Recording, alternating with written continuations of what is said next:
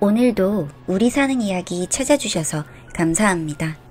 사연자분이 보내주신 이야기 시작해볼게요. 깡촌. 제가 살던 곳은 시내로 나가는 버스가 1시간에 한 번씩 오는 그런 곳이었습니다. 편의시설 잘 되어 있는 그런 수도권과 먼 지방이랑 헷갈려 하시는 분들도 많은데 그런 지방에서 더 들어가는 그런 깡촌이에요. 배달 음식점은커녕 배달도 잘 안 오는 그런 곳이죠. 저희 부모님은 저를 이곳에 두고 갔다고 합니다. 그래서 사실 저는 부모님에 대한 기억이 하나도 없습니다. 그저 할머니를 통해 전해들은 내용이 전부죠. 저희 부모님은 어린 나이에 상우를 쳤고 저를 낳아서 키울 형편이 되지 않아서 할머니 혼자 살고 계시는 이 깡촌에 저를 두고 갔다고 하더군요. 저는 딱 이 정도만 들을 수 있었어요. 그래서 저는 젖 먹을 때부터 할머니 손에서 컸습니다. 사실 5살 때까지 부모님이라는 그런 개념을 아예 몰랐어요. 주변에 제 또래 애들이 있는 것도 아니었고 한 집 넘어 한참 옆에 한 집 있고 그마저도 할머니 할아버지들이 살고 계시니까 제가 보는 세상의 모든 사람은 다 할머니 할아버지 뿐이었거든요. 그때 우리 할머니는 50대 초반이었으니까 아마 가장 젊으신 편이었을 겁니다. 제 기억에는 그 마을에서 우리 할머니가 제일 예쁘고 제일 젊었어요. 그곳에서 저는 그저 할머니랑 TV 보고 옥수수 쪄먹고 장사는 날 가끔 시내 나가서 장 보고 오고 할머니가 공부할 것도 조금씩 사오셨는데 저는 진짜 공부하기 싫었거든요. 그런데 할머니는 제가 좀 더 잘 되라고 맨날 공부를 시키려고 하셨어요. 그럴 때마다 저는 철없이 굴었던 게 괜히 엄마 아빠 이야기를 꺼내곤 했습니다. 제가 그 이야기를 꺼낼 때면 할머니는 미안하신지 혼내시던 것도 멈추고 공부하라고도 안 하시고 맛있는 걸 해주시곤 하셨거든요. 제가 초등학교 입학할 나이가 됐을 때 저는 이 세상에 존재하지 않는 사람인 걸 알았습니다. 그걸 그래도 어린 나이에 어떻게 알았냐고요? 할머니가 하시는 말씀을 듣고 알았어요. 초등학교를 가야 했는데 출생신고가 안 돼 있어서 저는 학교에 갈 수가 없었거든요. 입학 신청도 학교 배정도 나라에서 지원도 아무것도 받지 못했고 또 그게 당연했죠. 그러자 할머니는 큰아버지를 부르셨습니다. 다음날 바로 큰아버지와 큰엄마가 오셨는데 저는 뒷마당에 숨어 있었어요. 큰엄마랑 큰아버지는 저를 많이 미워하시거든요. 때리거나 욕을 하시거나 그러시진 않았는데 괜히 무서웠습니다. 인사를 해도 받아주시지도 않고 자주 할머니 댁에 오시는 건 아니었지만 오실 때마다 절 없는 사람 취급하셨거든요. 그 어린 마음에도 꽤나 큰 상처였죠. 큰엄마, 큰아빠에게 아이가 없었을 땐 그냥 저에게 관심이 없으셨고 오셔도 식사만 금방 하고 돌아가셨는데 큰엄마, 큰아빠한테 아이가 생기고 나서부터는 저를 아예 투명인간 취급하셨습니다. 동생이랑 친하게 지내고 자주 놀러왔으면 좋겠고 같이 놀고 싶은데 밥 먹을 때도 옆에 앉지도 못하게 하고 옆에 앉으려고 하면 절 밀쳐내곤 하셨었죠. 사실 저는 영문도 모른 채 당해야 했고 어떤 날은 큰엄마는 제가 너무 미운지 인사도 못하게 하셨습니다. 여튼 그날도 무서워서 저는 숨어 있었고 집안에서는 할머니랑 큰아버지랑 싸우시는지 언성이 제법 높아지더군요. 그러다가 언뜻 들리는 이야기로 제가 학교에 가려면 큰아버지 딸이 되어야 한다고 하더군요. 이 이야기를 듣고 큰엄마는 노발대발 난리가 나셨고 큰아버지도 싫다고 화를 내시고 돌아가셨습니다. 그렇게 집안이 한바탕 난리가 났고 멍하니 앉아 계시는 할머니 옆으로 가서 저는 물었습니다. 할머니, 그럼 나 학교 못 가요? 라고요. 할머니는 대답 대신에 제 손에 찐 옥수수를 한 개 쥐어주셨습니다. 저는 학교가 가고 싶었는데 말이죠. 옥수수 말고 학교요. 그렇게 얼마 뒤에 우체부 아저씨가 오시던 날이었습니다. 우체부 아저씨가 멀리서부터 소리를 치시며 봉투를 흔들며 집으로 오셨어요. 땡땡이 학교 가나 보다 라는 그 외침이 어찌나 반갑던져. 세상 날아가는 줄 알았습니다. 너무 행복했거든요. 나도 이제 학교를 갈 수 있다는 게 너무너무 좋았거든요. 그렇게 저는 할머니 손을 잡고 학교에 입학했고 몇 명 안 되는 친구들이지만 또래들이랑 놀 수 있는 게 너무너무 즐거웠습니다. 나중에서야 알게 된 사실이지만 저를 학교에 보내시려고 그래서 필요한 제 호적 때문에 큰아버지께 땅을 줬다고 하시더라고요. 그 땅을 받고 입양을 한 걸로 호적에 올린 거래요. 저는 그런 것도 모르고 그저 즐겁게 학교를 다녔습니다. 물론 공부하는 건 재미없었지만 학교 가는 길이 너무 멀고 지루했지만 즐거웠어요. 제가 고등학교 입학하고 할머니는 어느덧 60대가 되셨죠. 다른 아이들처럼 부모님이 계신 것도 아니고 형제 자매가 있는 것도 아니고 나이 차이 많이 나는 할머니와 둘이 살고 있는 저는 점점 할머니랑 대화도 하지 않게 되고 멀어지게 되었습니다. 아마도 사춘기였기 때문이었겠죠? 밖에서 조금 더 친구들이랑 같이 놀려고 했고 그마저도 힘들어져 갈 때 저는 시내에서 아르바이트를 하며 일부러 집에 늦게 들어가려고 온갖 방법을 다 썼던 것 같아요. 고등학교 1학년 첫 번째 방학, 다들 신나고 들떠하는 그 여름방학이 저는 제일 악몽 같았어요. 학교를 못 가잖아요.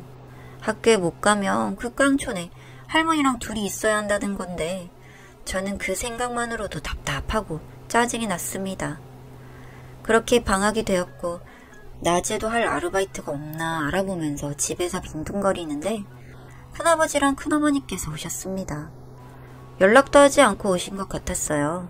할머니도 많이 당황하셨거든요. 저는 또 습관적으로 방문을 닫아버리고 없는 사람인 척 방에 누워 있었습니다. 신경 안 쓰려고 했는데 제 얘기가 나오니까 안 들을 수가 없더군요. 제 이름이 언뜻 들리는데 저분들이 왜 내 이야기를 하는지 안 들을 수가 없었습니다. 방문의 길을 바짝 가져다 대고 무슨 말을 하는지 들었어요. 대충 들으니 큰엄마 아들이 무슨 큰 사고를 쳤나 보더라고요. 그래서 돈이 급하게 필요한데 그 돈을 할머니한테 달라고 찾아왔던 거고 할머니가 거부하자 제 얘기를 꺼낸 것 같았습니다. 이런 식으로 굴면 파양 신청해버리겠다고 본인들 자식이 이렇게 삐뚤어진 것도 다 제 탓이라면서요. 등본 떼면 제 이름이 떡하니 들어가 있고 그런 거에 점점 스트레스 받고 이해할 수 없어 하고 그러다가 삐뚤어진 거라며 다 할머니 탓이래요. 어린 제가 들어도 개소리 같은데 할머니는 제 이야기가 나와서인지 돈을 주셨나 보더라고요. 뭐라 씩씩거리던 사람들이 금방 감사하다며 쌩하고 가버리는 걸 보면 소기의 목적을 달성했기 때문이었겠죠. 대충 분위기 파악하고 방문을 열고 나오니 할머니는 등 돌리고 앉아서 한숨을 쉬고 계셨습니다. 저는 누구 탓을 해야 할까요? 아무런 기억도 없는 지금까지 찾아오지도 않는 부모를 탓해야 할까요? 제가 뭐라고 맨날 저렇게 이용당하는 할머니를 탓해야 할까요? 그저 주방으로 가서 옥수수 하나 꺼내다 할머니 손에 쥐어드렸습니다. 그날 이후로 반항기 넘쳤던 사춘기가 끝이 났던 것 같습니다. 그렇게 고등학교 졸업식 날이 되었고 그때쯤이 되자 깡촌 마을에서 제일 젊고 예뻤던 우리 할머니도 어느새 많이 늙으셨습니다. 다들 부모님과 가족들과 북적북적하지만 언제나 그랬듯 저의 졸업식은 할머니와 둘뿐이었죠. 저는 졸업식을 마치고 바로 동사무소로 갔습니다. 할머니 집 주소로 저를 세대주 등록을 시켜버렸어요. 그렇게 하면 등본을 뗐을 땐 제가 안 나온다고 해서 더럽고 치사해서 20살이 되자마자 그렇게 해버렸습니다. 대학은 꿈도 못 꾸고 시내에 온라인 쇼핑몰 사무실이 생겼는데 거기서 직원을 구했고 막 졸업한 저는 바로 지원을 했습니다. 물론 합격을 바라며 지원했지만 큰 기대는 하지 않았는데 합격을 해버렸지 뭐예요. 합격 연락을 받고 할머니랑 박수치면서 엄청 좋아했어요. 그래도 깡촌에서 살면서 취직도 하고 성공했다고 하면서 말이죠. 그날 시내 나가서 고기 사다가 고기 먹고 할머니한테 이제 고기 자주 사준다고 막 의시대고 그랬습니다. 참 행복한 날이었어요. 그리고 감사한 날이었어요. 이렇게 내게 좋은 일이 생길 때 같이 축하해줄 할머니가 있다는 게 어릴 땐 몰랐는데 아주 큰 감사함으로 다가왔거든요. 제가 처음으로 일하게 된 그곳 사장님은 참 좋은 분이었습니다. 젊고 패기가 넘치는 그런 분이었죠. 사실 그때 절 합격시킨 이유를 들었는데 저는 자소서도 쓸 줄 몰랐던 사람이라 제 이야기를 그대로 써서 냈거든요. 그 글을 보고 처음에는 거짓말 같아서 서류 탈락을 시키려다 이런 사람이 누구일까 궁금해서 면접에 절 불렀다고 했습니다. 면접 보고는 순수해 보이고 열정 넘쳐 보여서 합격시켰다며 나중에 웃으면서 말씀해 주시더군요. 그리고 그 사장님은 제 남편이 되었고요. 제 복잡한 가정사를 설명할 필요가 없이 이미 자소서에 모든 걸 적었던 터라 이런 가정 환경으로는 시집도 못 가겠다 싶었는데 그렇게 또 인연이 되어 가정을 이루게 되었고 할머니와 단둘이 구워 먹던 고기를 남편이 생기자 셋이 구워 먹는 행복을 느끼기도 했습니다. 결혼식에도 할머니가 부모님석에 앉으셨고 결혼 후에도 저는 첫 직장 남편 사무실에서 일을 해나갔습니다. 한 달에 3번 이상은 할머니 댁에 찾아뵙는데 그날은 남편이랑 함께 할머니 댁에 몰래 찾아갔던 날이었어요.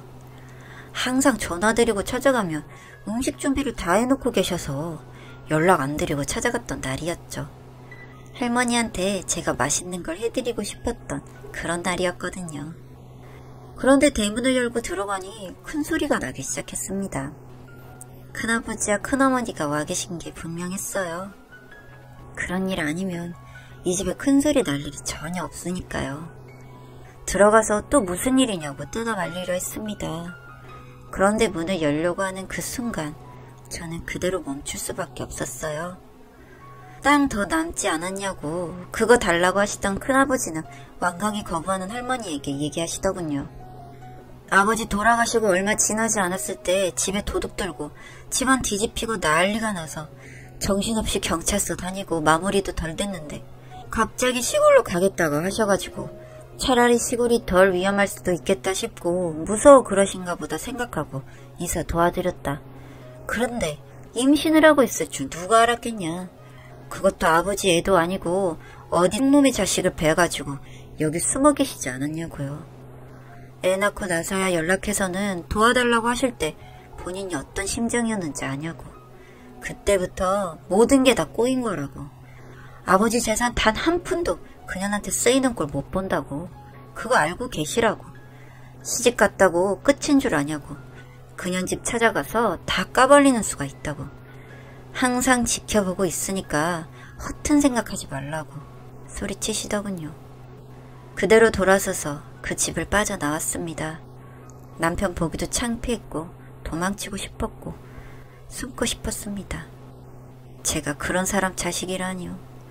차라리 부모님이 도망갔다고 하는 게 낫잖아요. 충격적이고 이 사실을 같이 들은 남편이 절 어떻게 생각할까 겁이 났습니다. 하지만 남편은 제 손을 잡고 놓지 않았어요. 어떤 일이 있었던 중요하지 않다고 우리가 함께 지낸 시간이 얼마인데 그동안 봐온 모습이 진짜인 거라고 해주었습니다. 그 말이 위로가 되었지만 저는 그날 이후로 다시는 그 집에 찾아가지 않았습니다.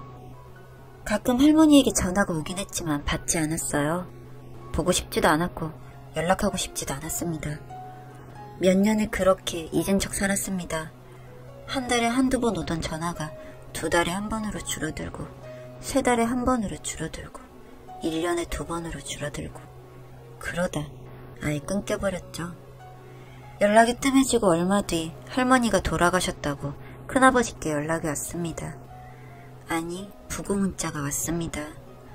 잊은 척 모질게 그렇게 살아놓고 그 문자를 받고서는 세상 무너진 것처럼 목 놓아 울었습니다. 장례식장에 갔어요.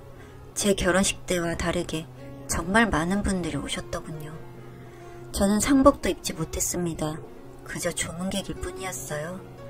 아무도 절 모르니까요. 큰아버지는 잠시 자리를 피해주셨습니다. 마지막으로 할머니와 저 둘이 마주할 시간이 주어졌죠. 그런데 전 아무 말도 하지 못했습니다. 그렇다고 서글프게 울지도 못했습니다. 뒤에서 수근거리는 사람들 소리에 행여 가시는 길에 누가 될까 그저 사진만 멍하니 보다가 나왔습니다. 장례식장 로비 호실 안내 화면에 할머니 사진이 떠있더군요. 한참을 만지며 울며 서 있는데 큰아버지께서 오셨습니다. 시골집 정리하러 갈 건데 사촌들이랑 같이 갈 것 같다고 먼저 가서 제 짐들 정리 좀 해놓으라고 하시더군요. 그 집에서 제 흔적을 지워놓으라는 말이겠죠. 옆에서 같이 듣고 있던 남편이 화가 났는지 주먹을 꽉 쥐었습니다. 제가 그 손을 막아 잡고 장례식장을 나왔습니다. 그 밤길을 운전해서 짐 정리를 하러 깡총 그 시골집으로 갔습니다. 제가 쓰던 방을 정리하고 있는데 큰어머니께서 전화를 하셨어요. 내용은 간단했습니다. 뭐 가져갈 생각하지 말고 제 집만 정확하게 정리해서 나가라고 말이죠. 누구 탓을 하겠어요. 다 제 탓이죠 뭐. 그저 알겠다고 대답하고 마저 정리를 했습니다. 그리고 할머니 방문을 열었어요. 아직 할머니 냄새가 가득한 방 안 여기저기 손때 묻은 가구들. 그저 한 번씩 만져보고 나올 수밖에 없었습니다. 괜히 흐트러뜨렸다간 오해받을 수 있으니까요. 마지막일 수도 있는 이 집 곳곳 다 둘러보고 가려고 주방에도 들어갔어요. 할머니랑 나만 아는 보물창고, 고장난 쌀통 안에 간식거리를 보관하곤 했었거든요. 그 생각이 나서 그 쌀통에 있는 자리를 가보니 아직까지 버리지 않고 그 고장난 걸 가지고 계셨어요. 눈물이 흐르고 마음이 아리고 너무 아팠습니다. 우리 할머니 오늘은 무슨 간식 넣어두셨나 하며 쌀통을 열던 어릴 적 생각에 손을 넣었는데 그곳엔 보험 증서와 편지 봉투가 있었습니다. 편지에는 할머니가 미안하다 아가야. 평생 미안한 마음으로 살아왔고 아마 죽어서도 이 미안함은 지울 수 없겠지. 꼭 사과하고 싶었는데 아마 사과도 못하고 이별하게 되지 않을까 하는 생각이 드는구나. 그래서 혹시 몰라 이렇게 편지를 쓴다. 나는 너를 낳은 걸 단 한순간도 후회한 적 없었단다. 너처럼 예쁜 아기는 본 적이 없었고 숨기고 싶어 숨긴 게 아니었단다. 이제와 후회하는 건 차라리 내 호적에 당당히 올릴 것을. 그랬다면 어린 너에게 상처를 덜 줬을 텐데 그게 가장 후회스럽고 아프구나. 그날 그 난리가 난 날 네가 모든 것을 듣고 돌아간 것을 나는 알고 있었다. 아마도 그 모든 이야기를 다 들었겠지. 얼마나 아팠니? 얼마나 슬펐니? 그리고 많이 미웠겠지. 날 미워하는 그 마음 때문에 네 몸과 마음이 상할까봐 그게 걱정된다. 나를 마음껏 미워해도 좋으니 네 몸만 해치지 말게. 그리고 이 보험은 절대 다른 이 도움 한 번 안 받고 내가 벌어서 만들어 놓은 보험이니 걱정 말고 필요할 때 꼭 썼으면 좋겠다. 늦은 나이에 너를 낳아 키우면서도 별로 도움 줄 게 없이 이거 하나뿐이라 참 부끄럽구나. 그래도 이 별거 아닌 거라도 네가 받아주길 바란다. 혹시 내가 세상을 떠나 이 편지를 보면서 네 탓이라고 아파하지 말길. 그 어떤 것도 네가 잘못돼서 네 탓으로 그렇게 된 것은 없단다. 줄 수 있는 게 이런 것밖에 없어. 미안하다. 이 편지 한 장을 다 읽는데 1시간이 걸렸나 봐요. 주체할 수 없이 흐르는 눈물에 앞이 흐려져 읽고 또 읽고 또 읽고 끝내 저는 편지를 품에 껴안고 주저앉아 목 놓아 울었습니다. 장례식장에서도 울 수가 없었는데 다른 곳도 아닌 이 집에 와서야 겨우 저는 맘 놓고 울 수 있었습니다. 방 정리를 하다 놀라 나온 남편은 저를 보고 말리지도 못하고 그저 휴지를 가져다 줄 뿐이었죠. 밤새 시골집에 머물렀어요. 이곳저곳 매만지고 또 만지고 눈에 담고 또 담고 이 향기를 아직은 선명한 추억들을 다시 되뇌이면서 남편 손을 잡고 울면서 밤을 지샜습니다. 오늘은 산소에 찾아가는 날이에요. 명절이나 기일에 찾아오지 않는다는 조건으로 주소도 겨우겨우 받았어요. 한 걸음 한 걸음 거리는 가까워지는데 발걸음은 점점 무거워 다가가기 힘들었습니다. 힘겹게 산소 앞에 앉아서 처음으로 속삭여 보았습니다. 엄마, 나왔어. 누가 들을까봐 큰 소리로 외치지도 못하고 그저 속삭이듯 작은 목소리로 처음으로 엄마라고 불러봤습니다. 그냥 화가 나도 찾아갈걸. 찾아가서 화를 낼걸. 이제와 후회하는 못난 딸입니다. 미안하고 미안한 이 마음을 저는 어떻게 전해야 할까요? 미어지는 가슴을 퍽퍽 내리치며 한참을 엄마 옆에 앉아 있다가 인사하고 내려왔습니다. 엄마, 곧 또 올게. 그때처럼 그냥 돌아가지 않을게. 꼭 엄마 보러 또 올게.